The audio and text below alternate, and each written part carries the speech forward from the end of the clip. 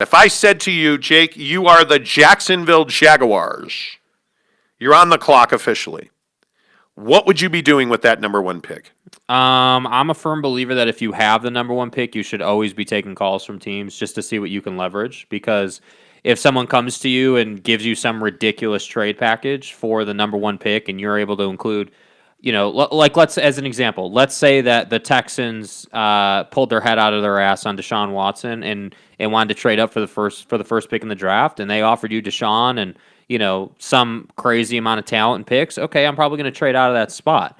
But, either way, if I'm the Jacksonville Jaguars in this draft, I'm getting a franchise quarterback, whether that's going to be Trevor Lawrence or whether, it's another guy in the league that I got by trading with a team. That's my priority. So probably what's going to happen is they'll just draft Trevor Lawrence, but, the trade thing is always on the table. I would, if I'm the Jacksonville Jaguars and I just hired Urban Meyer, I'd be drafting the best quarterback available to me in the draft. And here's the interesting thing about Trevor Lawrence now. We now know that he is going to throw at the Clemson Pro Day, but he is immediately then going to have shoulder surgery on his non-throwing left shoulder. He has a torn labrum in there. And that doesn't feel good. No, so he is going to have surgery on that shoulder. Should not impact his value or his draft stock. Non-throwing shoulder is not a problem.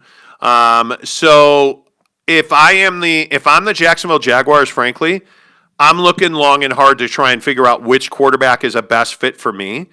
And if I have any hesitation on Trevor Lawrence, I'm trading the pick. Yeah. It's that simple. If you're the Jags, you're drafting Trevor Lawrence or you're trading that pick. There is no Zach Wilson. There is no, there are a lot of people who will tell you, that, hey, maybe they should draft Penny Sewell. No. Why would you draft the best offensive tackle in the draft if you don't have a quarterback? And we all know the Bears are about to take Gardner Minshew off their hands. Man, it's so frustrating. We're going to get to that in a minute. My point is, if I'm the Jacksonville Jaguars, I'm drafting Trevor Lawrence or I'm trading out. Yeah. Because at this point, you need to find a sucker who's born every day in this league. Mm-hmm. And if you're the Jags, you need picks and bodies. And I think that's what I would do. Let's move on to the New York Jets at number 2. Speaking of trades, there are a lot of people who believe that the New York Jets are going to trade out of the number 2 spot. This is very interesting to me because if you trade out, you've made your decision on Sam Darnold. Yep. You're sticking with Darnold as your quarterback if you trade out of that spot because you'll have your pick of great football players. That's when a Penny Sewell. That's when a Zach Wilson would be available to you. The thing that's interesting to me about this whole Sam Darnold situation, and we actually discussed this yesterday on the show with Sam. I think we specifically talked about this that he's a guy that is good enough to go to another system and be turned into what he was drafted to be, which is a franchise level quarterback, right? Somebody who can take you to the promised land.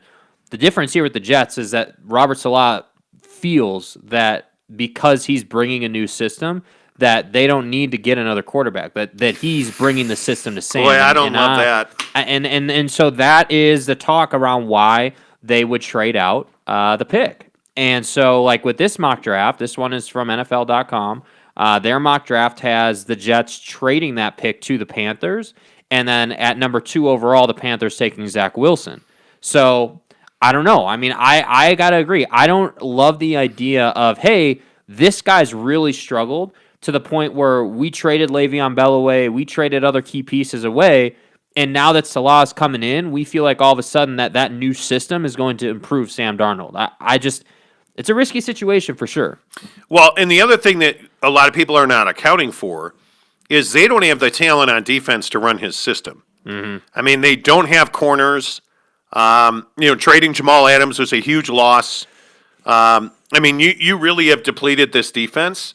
I think that you have to find a way to get deeper and better talent on that defense, and that includes up front. I mean, you've got to have a guy that can get after the quarterback. And if I'm the Jets at number 2, I think there's a lot of value in trading out because you need a lot of help defensively.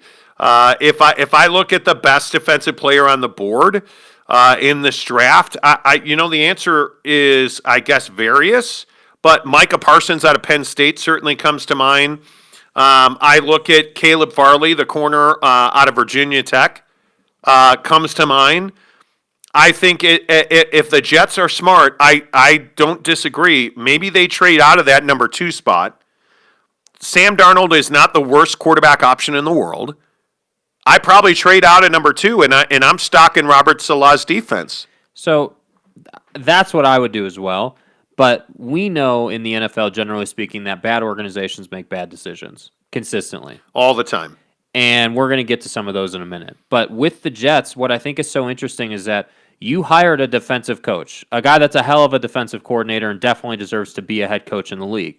But you got to go one of two ways here.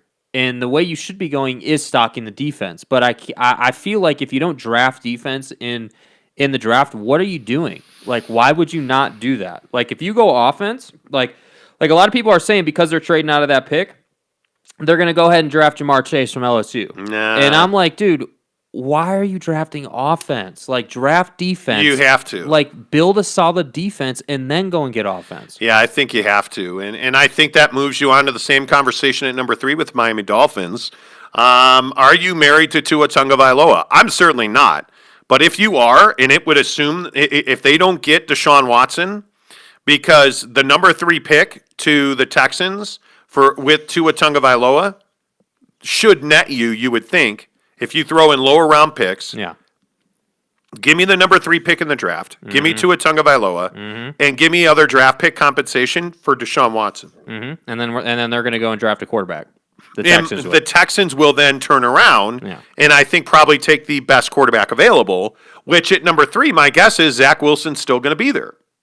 Yeah. I would guess. It's either Zach Wilson or Justin Fields. No, Justin Fields is not an NFL quarterback. Well, I just don't. Get drafted. I don't see how he stays. This is a Tua Tagovailoa conversation. You were hurt in college. Completely. You're going to be hurt in the pros. Yeah, right. I completely agree. I don't see how you draft him. And then I look at what the Dolphins do if they keep that pick, and I think it's Penny Sewell, the offensive tackle out of Oregon. I don't even know that there is much of a conversation. That's a logical pick. Like, if you're gonna stay with Tua, give him some protection. I mean, this is what we. Well, what did we just learn in the Super Bowl? Yeah, I mean, this is what we griped about for years when we were in Phoenix talking about the Cardinals, which is just crazy. They still haven't beefed up the offensive line. So like that pick makes perfect sense. Number 4 is the Atlanta Falcons. I think this is a really likely spot for Zach Wilson.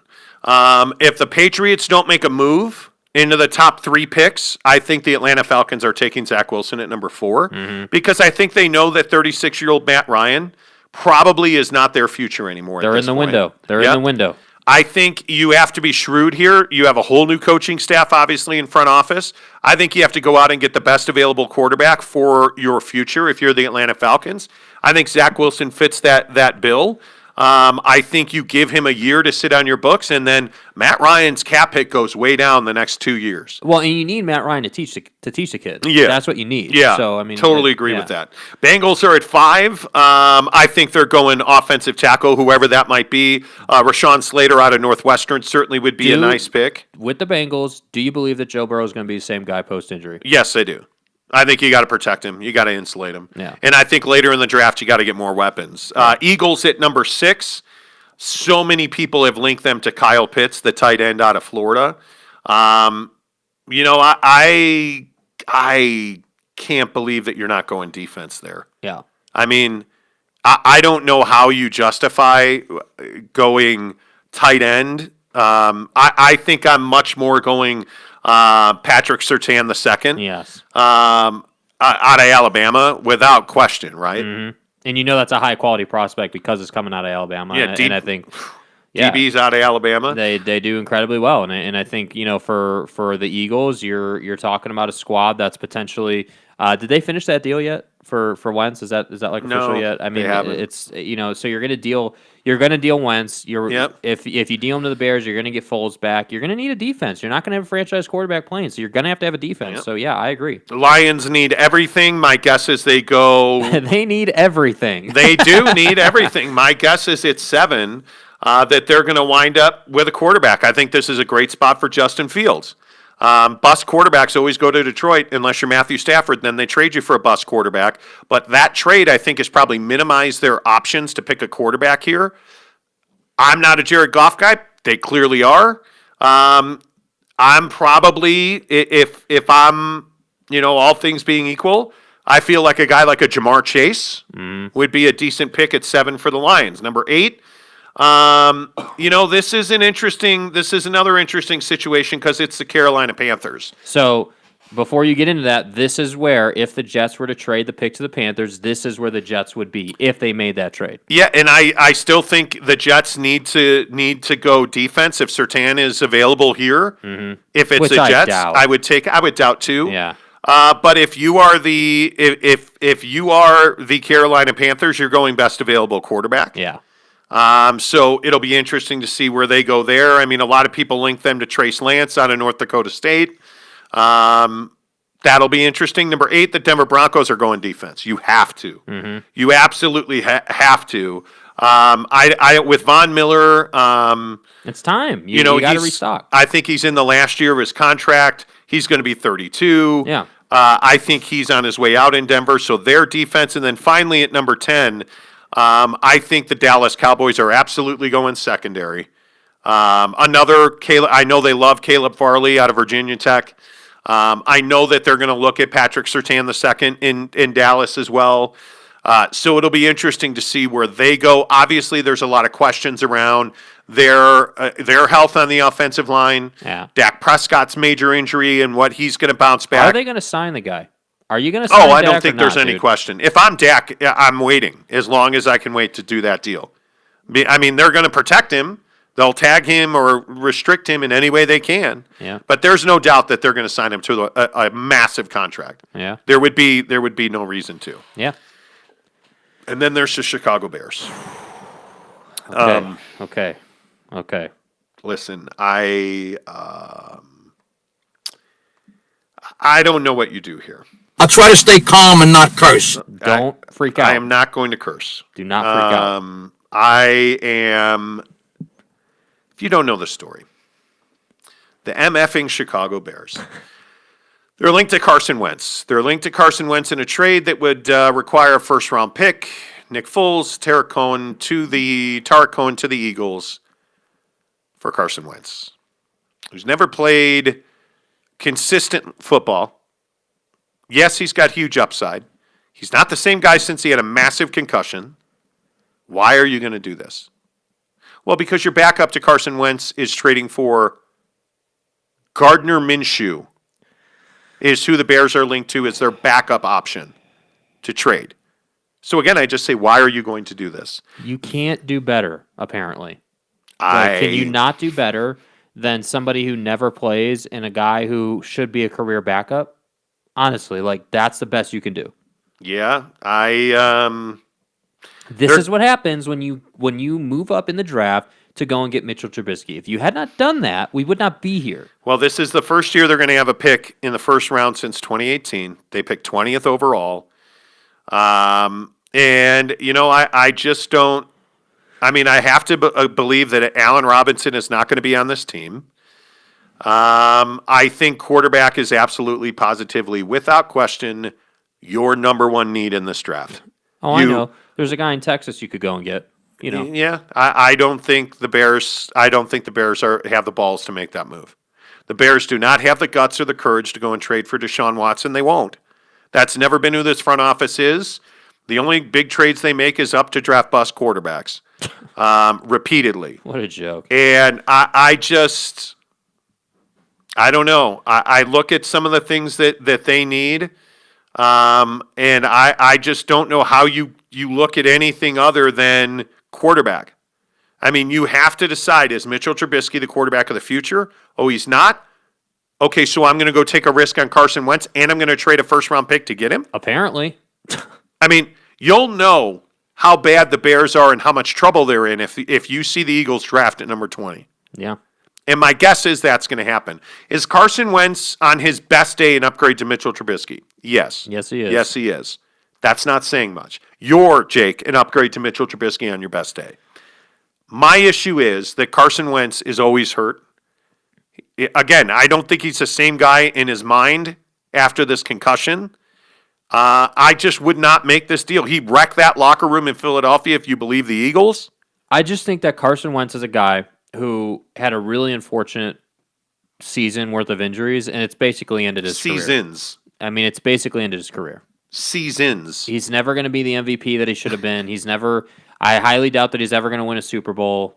You know, it's derailed him, and it's really unfortunate. Yeah. I think you need quarterback and you need offensive line.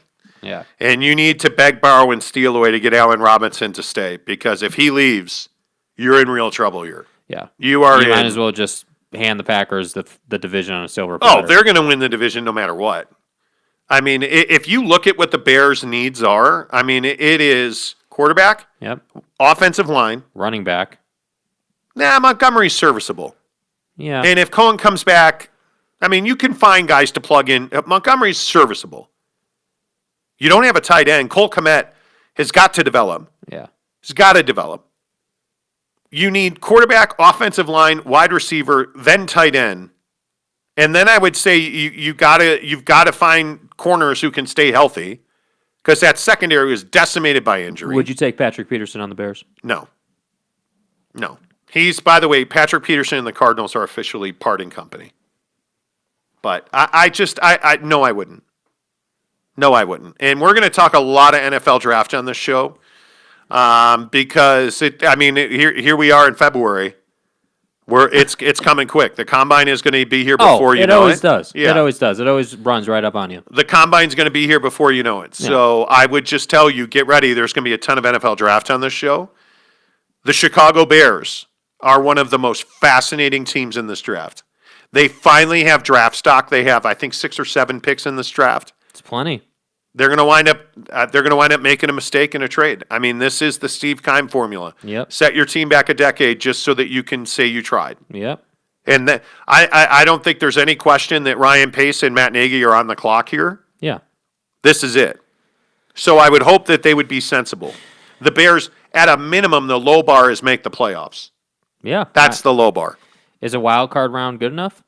Just make the playoffs. Yeah. I mean, it is. You have to find a way to make the playoffs. Yeah, I agree. I mean, just don't think that the Bears are too nice as an organization. They should have cut ties with these guys already, and they didn't, and now they're going to pay the price again.